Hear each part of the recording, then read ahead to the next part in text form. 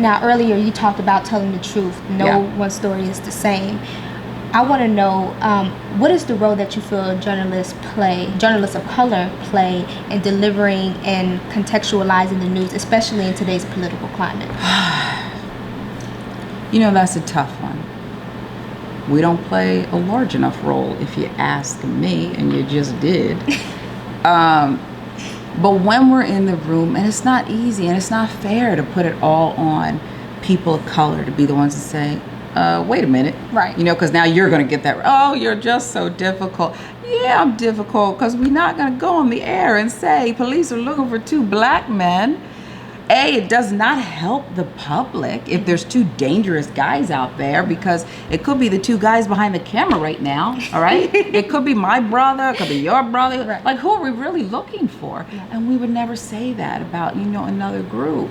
So we always have to, because of our unique perspective forced upon us in many ways, where we can kind of get it. We had this story on the air where, we had a great reporter and her great photographer who were, in East Cobb, I think it was, where there was this hawk that was swooping down on this neighborhood. Mm-hmm. This is a fun story, but serious. One man got, his bald head was like scraped up. Oh.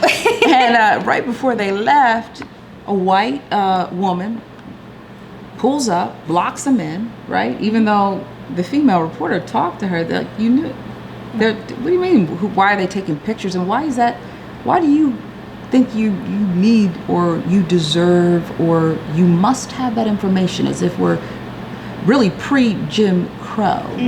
where when a white person asks you a question, you must give them your papers. Right. And that's really how it played out. Like she's calling 911. Mm-hmm. I want to know why they're taking pictures. I've got them blocked in with my hivings. Like, what are you talking about, right?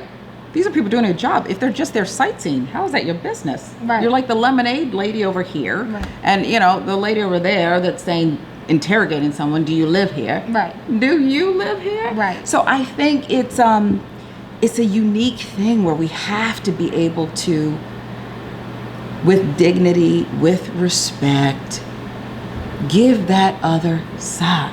Mm-hmm. If you are going to show the photograph or the video of young people of color misbehaving, then I need to understand why we have to blur the faces of some young white kids who are misbehaving or holding up racist signs or something. Right. And I don't think it's always conscious.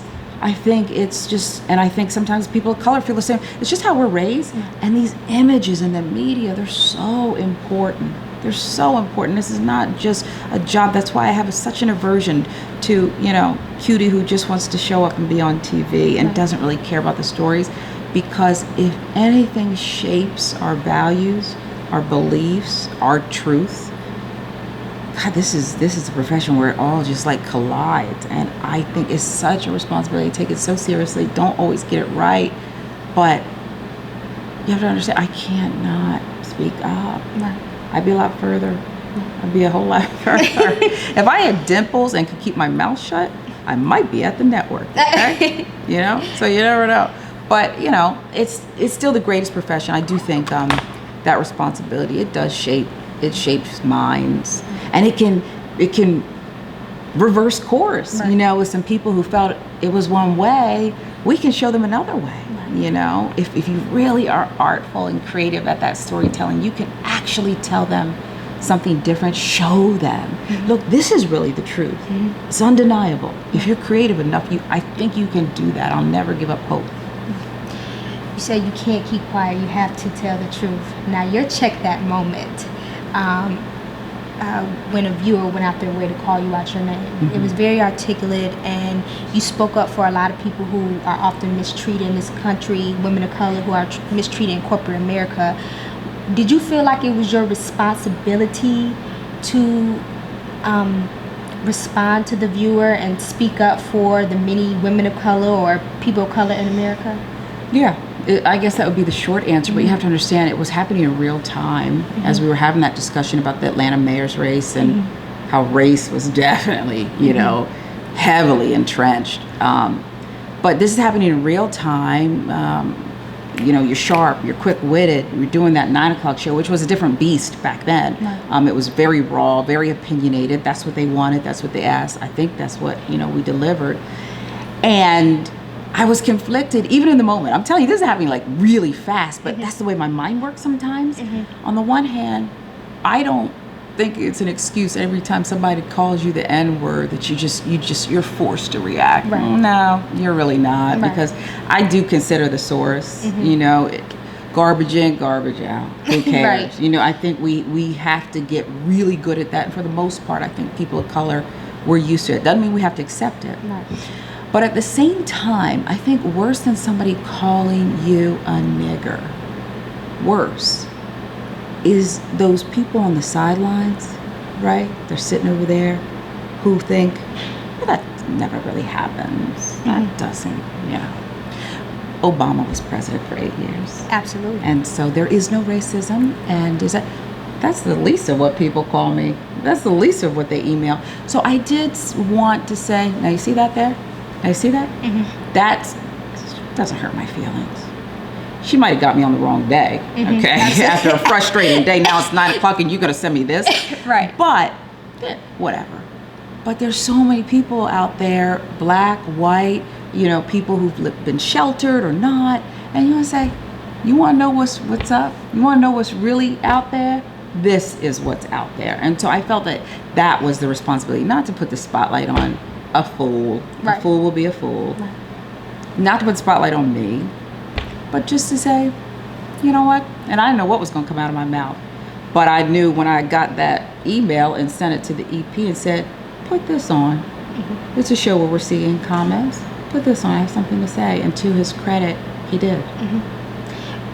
What was the response from your colleagues and peers after you had to let her know? Mixed. And in the building, out of the building, let's go out of the building first. I heard from a lot of, contemporaries, your peers in the industry, network people too, who said, you know what, thank you. Because we get this all the time, and particularly with the climate going on right now. So thank you for stating it and in the manner you did, which, somehow they gave me credit for that. And it was just speaking from the heart, but I appreciated that. So I think overwhelmingly people were positive about that. And that made me feel good too, because you can't just say it was all black people who felt that way. There are a lot of white people. I saved every response, said, thank you. Right. Because this is not my America and I don't support that. Right. And those are the people that you need if you're going to, you look at the civil rights era, you look at a lot of things. Those are the people that you need to speak up, not the ride or die types. Those are the people that you need. In the building, I'd say mixed. My colleague at the time was Ben Swan, and he was going, he was people always thought he was one way because some of his commentaries that would be, in different political sphere. But he was a very racially conscious man. Thomas is that way too. I love him for that. We can have these open conversations because I'm big on not having a different conversation, when a different colored person is in front of you. Absolutely. I just don't do that. But you don't want to be obsessed, and you want to be able to listen and meet people where they are. And then some people perhaps had their own agenda and felt that the response was too positive. Okay. Do you understand what I'm saying? Absolutely. And so that's why I use the word agenda. People are entitled to your opinion, but unless you can articulate it to me, then we just, you got your own agenda. I'm gonna let you have that because there's too much work to do. Like literally, there's so much work to do, and the focus doesn't need to remain on that.